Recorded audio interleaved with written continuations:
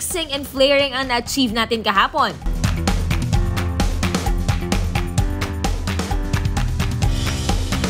Yun. Nice. Sorry. Hi mga Kamingos! Tuloy pa rin ang ating hotel staff goals. At today, mag-aaral tayo kung paano naman mag-housekeeping dito sa hotel. Yes. Bongga. Teka lang, kayo ba masino ba kayo sa gamit tsaka sa bahay? Ako, medyo lang. Medyo. Mga 80%. 8, mataas na yun, no? 88.64%. So, tumaas lang. Oo. Grabe. Ako 30, charot. Hindi. Ikaw? Minsan. Minsan, ilang Oo. percent? Siguro mga 70. Alam ko 50 eh. Ikaw, ilang percent? Ilang? Siguro mga 75. Well, hindi kasi walang kasama sa bahay, ba yun pa no? Ay, kala ko, kasi wala ka namang kama. Aside ko na ako. Charot. Kayo mga bestie, mahilig ba kayo magligpit ng higaan nyo bago pagkagising? Kahit na natutulog ako, nililigpit ko na eh. Grabe ka. Sabay. Ako minsan nakakalimutan, minsan oo, nagliligpit naman ako. O ikaw din for sure. Wala kang choice eh. Wala naman kasi akong kasama sa bahay. Magulat ka kapag pagbangon mo, nakaligpit. Ano yan? Teka lang, anong favorite nyo na house chore? Siya kahit pinaka-ayaw nyo? House course? Oo. House chore. House chores. Nursing, Chores? engineering, pero Ako, washing the dishes. Oo. Ikaw? Ay, pinakagusto ko talaga yung nagwawalis ako. nagwawali. Sinasakyan mo ba yun? Hindi naman. Tumatawa ka? Minsan. Eh, ayaw. Pinakaayaw ko talaga yung nagtutupi ako ng pinaglaban ko eh. Tsaka Bakit? yung pag-aayos ng closet. Ako, washing, nai-enjoy ko kasi. Diba? Bakit kaya? Tsara kapag muni-muni ako pag naghuhugas ng pinggan. Pero kapag tatanggalin mo na yung... Yun lang. Dapat Yun lang. yung filter Oo. ng kebe. Yun. Eh, pinaka-ayaw. Magpatay ng ipis. MJ, help me! Ako plancha. Plancha. Hindi ko na alam. Hindi ko siya na-enjoy. Ay, na-enjoy ko ng plancha. Hindi, hindi ko- actually, mahilig naman ako sa gawaing bahay. Bongga. Pero ngayon, naaralin natin lahat yan at makakasama natin si Miss Ella, ang Yeah. housekeeping supervisor ng Joy Nostalgia Hotel and Suite. Kamusta po? Mabuti. Ayan, ako, mag-aaral po kami ngayon dito kung paano ba ang trabaho ng sa housekeeping department. Pero bago po kami mag-start, baka po pwede po muna kayo mag-share kung ano ba yung mga dapat naming malaman. Yes. So, as housekeepers, kailangan natin physically, emotionally, and mentally ready tayo. Bakit ko nasabi yon? Kasi emotionally, kasi may mga pagkakataon na nakaka-encounter tayo ng hindi kagandahang pag-uugali ng guest. So, kailangan, as housekeeper, professional pa rin tayo pag dumarating yung mga pagkakataon na yon. And then, mentally, kasi may mga pagkakataon na degree holder tayo, but we chose this career. And then, physically kasi, madalas, maraming rooms na nililinis, and at the same time, maraming mga lifting items na kailangan natin gawin. So, mga ilang kwarto po ang meron dito sa Joy Nostalgia? Sa Joy Nostalgia, we have 233 rooms. 233. Tapos, sa isa pong housekeeping agent, ilan po yung rooms na naka-assign Bali, sa kanila? ang Kotak Manila is 10 rooms. 10 rooms. 10 to 12 rooms. Yan. Tatanong ko lang po. Siyempre, di ba, yung pag hindi occupied yung room, nakaayos na naman siya. Sine-check pa rin po ba siya? Nililinis-linis time to time? Kahit Yes, walang... sine-check pa rin natin yan. Kasi hindi naman lahat ng kwarto pag sinabi mong for this date, we are declaring it vacant clean. Ano po yung dapat yung galawin sa hindi galawin sa mga gamit po? Siyempre, pagkapasok niyo po sa room, di ba kalat-kalat na? Yung mga luggage, tapos Oo, yung iba pang luggage. guest, Ano po makalat. yung pwede yung galawin doon sa hindi pwedeng galawin? As room attendant or as housekeepers, special skills yun kailangan. Kailangan madetalye ang room attendant pagdating sa bagay na yan. So for example, etong mga items na yan, nililinis pa rin namin yan. Sa bathroom cleaning naman, you can do, ang dami ding procedure in cleaning the bathroom. Pero may hacks din ako. Parang hindi ko na pwedeng i-share kung anong ginagawa ko sa bathroom cleaning na yan. Ako, Miss Ella, may isi-share akong hack sa inyo. Kapag clog yung toilet, balutan nyo ng cling wrap. Tapos, i-flush nyo. Siyempre, yung air na tataas. Tapos, kapag tumaas na yung cling wrap, i-diretso nyo ganun, i-push nyo. Hindi na magka-clog yung toilet nyo. Wow! As in, lahat ng barang. Amazing! So, yun, thank you po, Miss Ella. Excited na tayo. Oo, ako na-excited. Gawin Ako din. ang trabaho natin today. Pero okay na po ba? Pasado na po ba kami sa aming uniform? Yes, sobrang pasado. And mentally, physically, and emotionally ready naman na tayo mga besties, right? Yes. Ready na ako magtupi ng kumot. So, let's Kasi wala akong leg. Isa sa mga napansin ko sa hotel, mga besi, sobrang linis at kintab nung sahig. Tama ka dyan. Kaya, ano? Wala pa. Kaya today, susubukan nating maging paa. Mukha na nga pa yung mukha ako. Susubukan pa natin maging pa-apes. Baka hindi yun. Susubukan natin maging public area attendant. Excited ako. Ito na, subukan na natin. Umalis na tayo. Tara na. Tara na. Oo, tara. Hindi ka naman mukha pa. May paa.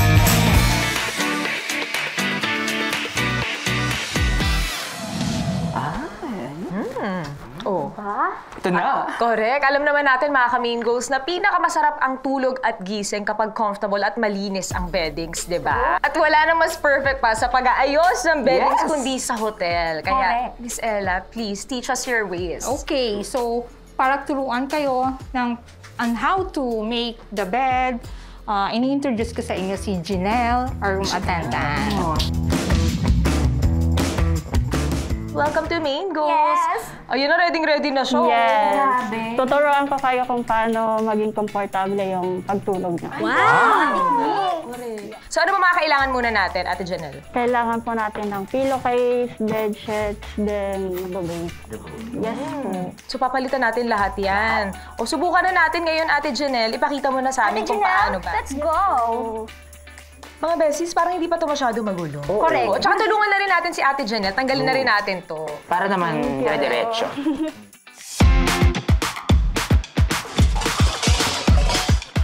Ayan. Ay, Bagay na ba? Bagay. Ate Janelle! Mama, ayusin ko lang po. Uy, ano ka ba? Wala nang pillowcase yan. Ay, oo nga pala. Pagkatapos ng lahat, humihiga din kayo sa kama. I deserve this.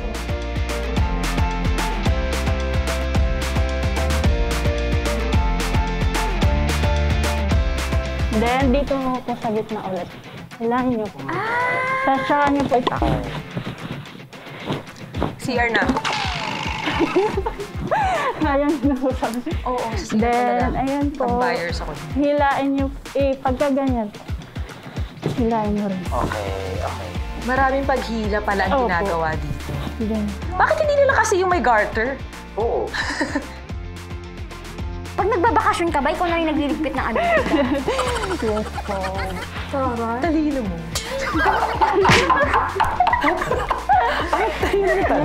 Ayun yung bago. Ayan. Alam mo, Baka gusto niyo mag-try. Sige, isa tayo. Sige, isa tayo sige dito. po. Ito, alam mo, ito Ate Janelle, hindi natin pinapalitan. Hindi po. Yan. Ganyan niyo po.